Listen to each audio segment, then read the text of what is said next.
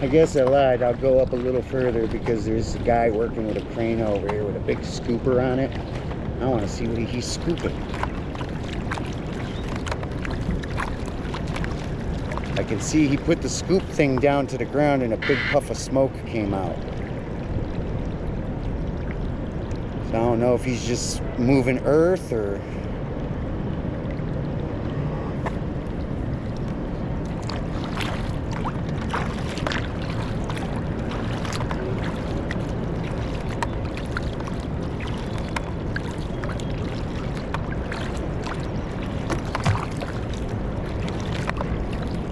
Cleveland Tower City.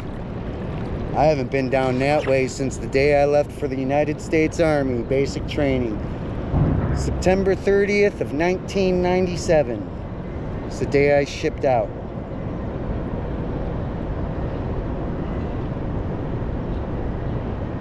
Yeah, but the way it worked back then in the 97, you used to meet down here and you take the train and then you end up at the airport and all that stuff and your final swear-in. There's a whole big day of it.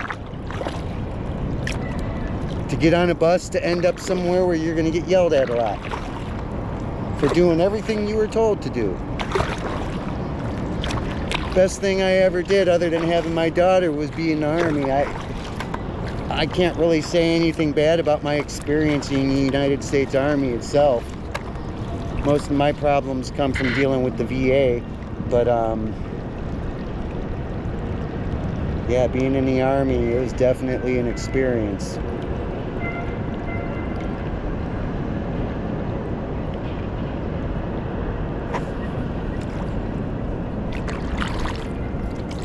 Yeah, this crane over here is working off a barge.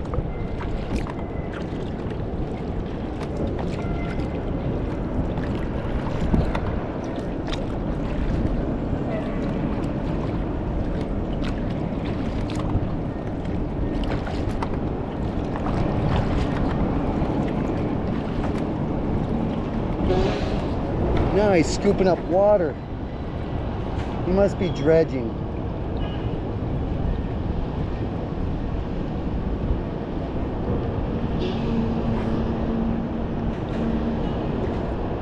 It's kind of cool because they got the chains, they come down, and then there's more chains up here, and then there's more chains back here. Just the amount of strength and power needed to control all that. As you can kind of tell, I have an appreciation for powerful things. If something's powerful and it has power, I have a lot of respect for it.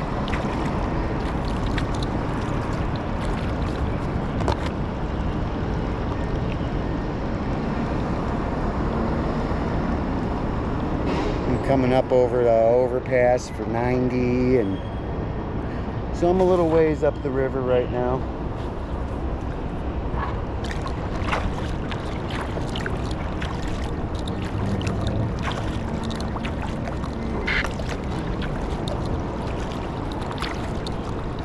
Oh, this is a nice spot to sit for a minute. It's nice and shady right here from this bridge.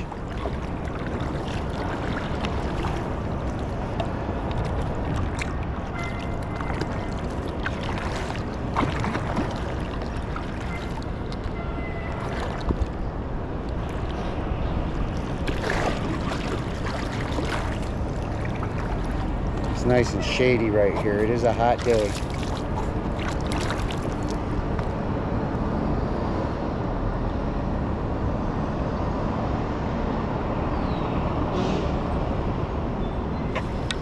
Okay, well, it's 11 o'clock. I think I should turn around.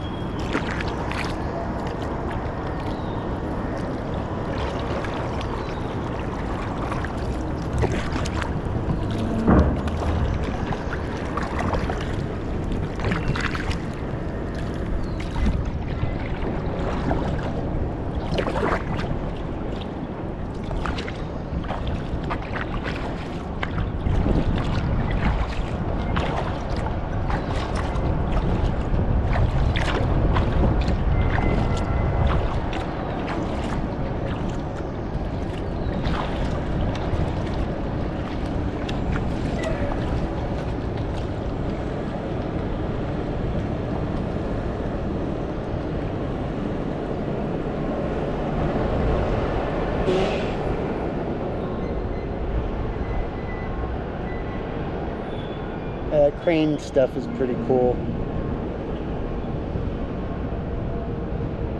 I wonder what the schooling is like for learning how to operate that type of equipment, because I do believe they go to a special type of school, heavy equipment, or if there's maybe a crane operator school. I don't know if it's a different thing, but it's actually really neat.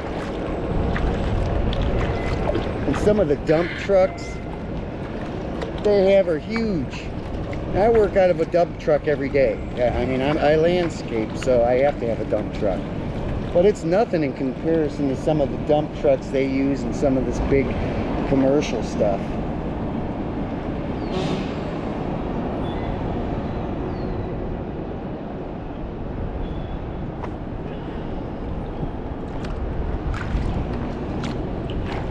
Jack's Casino.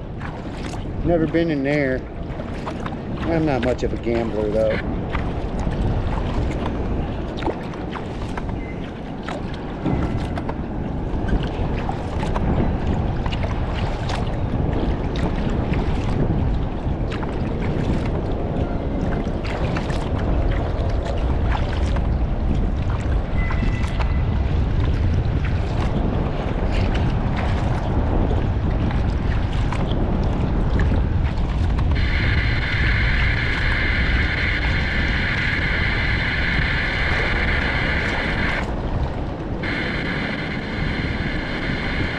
Some of these boats look like they've seen better days.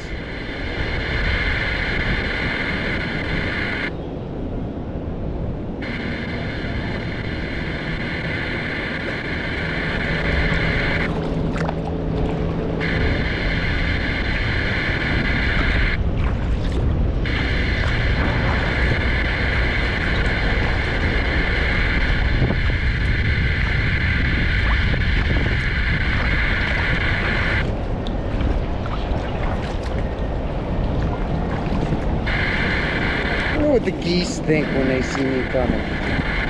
Big yellow thing.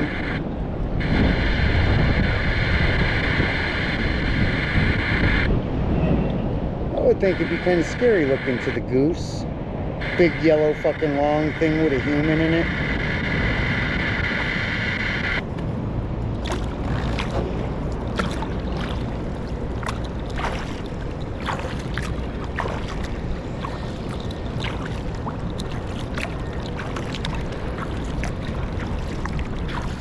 Getting ready to pass a sailboat again, and I always had a thing for sailing. One of my biggest dreams would be to cross the Atlantic solo on my own in a nice sailboat. I would have to have the biggest sailboat possible for cruising by yourself because I want room. And I've seen videos of some of these guys. There's this guy named Sam Holmes. I think he's from Florida. But he does a lot of sailing on a small boat. And if you look him up on YouTube, his name's Sam Holmes. He's got a YouTube channel about his trips and voyages with his sailboat. Pickled Herring is the name of that boat that he has. And it's just a tiny sailboat, and this guy's taking it across the Atlantic on his own. But man, you watch some of his videos and you could kind of tell that being alone that long at sea, because it takes them at least a month to cross, you know, an Atlantic crossing is about a month on a boat like that, if you have the proper weather conditions.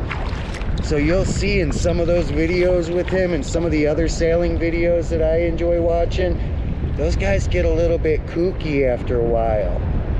Yeah, after about the second or third week of being on that water by themselves, or if they get stuck where there's just not a lot of wind and they're either stuck motoring, or they have to sit there because you can't motor forever. But yeah, they act a little bit strange after a while.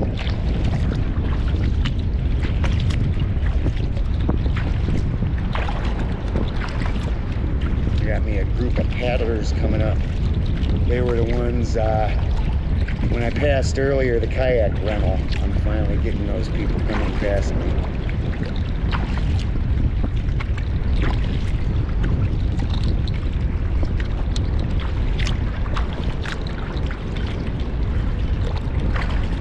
Yeah, you'll notice when I go past them, their boats are a bit different than what I'm in.